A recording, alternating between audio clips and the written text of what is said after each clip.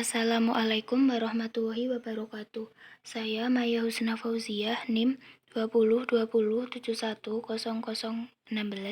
Saya akan melanjutkan materi dari kelompok saya yang berjudul Ilmu Al-Muhkan wa Al-Mutasyabih. Sebab terjadinya tasyabuh dalam Al-Quran. Penyebab terjadinya tasyabuh dalam Al-Quran adalah karena adanya ketersembunyian maksud.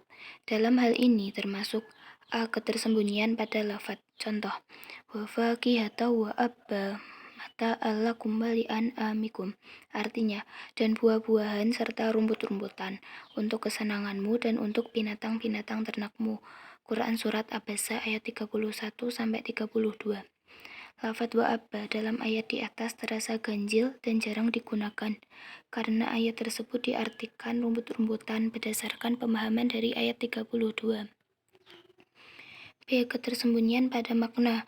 Dalam hal ini biasanya ayat-ayat mutasyabihat tentang sifat-sifat Tuhan seperti yadullahi fawqa aydihim.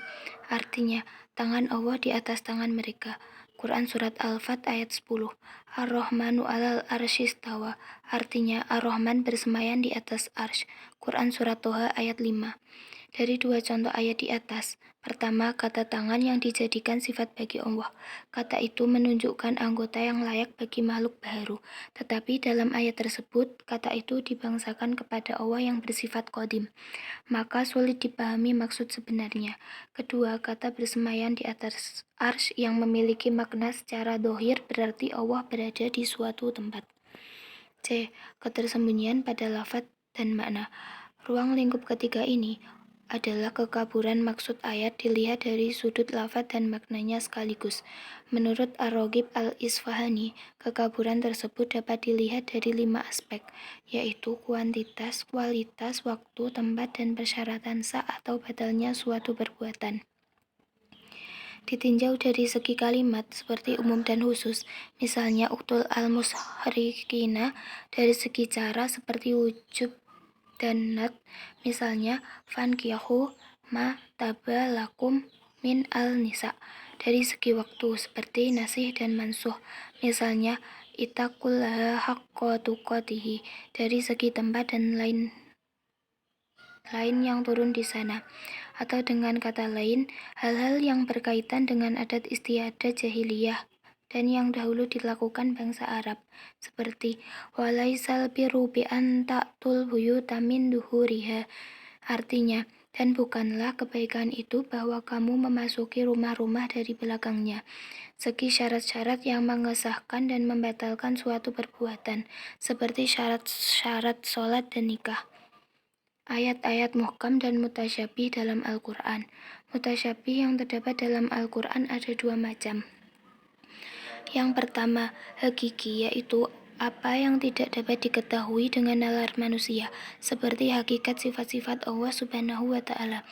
Walau kita mengetahui makna dari sifat-sifat tersebut, namun kita tidak pernah tahu hakikat dan bentuknya, sebagaimana firman Allah Subhanahu wa Ta'ala, ya'lamu ma baina aydihim wa ma khalfahum wa la yuhituna bihi ilma. Artinya, dia mengetahui apa yang di hadapan mereka dan apa yang ada di belakang mereka. Dengan ilmu mereka tidak dapat meliputi ilmunya. Quran Surat Toha ayat 110. Kedua, relatif, yaitu ayat-ayat tersamar maknanya untuk sebagian orang tapi tidak bagi sebagian yang lain. Artinya dapat dipahami oleh orang-orang yang mendalam ilmunya saja. Bentuk mutasyabih yang ini boleh dipertanyakan tentang penjelasannya karena diketahui hakikatnya. Karena tidak ada satu kata pun dalam Al-Quran yang artinya tidak diketahui oleh manusia. Allah Subhanahu wa Ta'ala berfirman, hada bayanul linnasi wa huda wa mau'izatal lil muttaqin. Artinya, Al-Quran ini adalah penerangan bagi seluruh manusia dan petunjuk serta pelajaran bagi orang-orang yang bertakwa. Quran Surat Ali Imran ayat 138.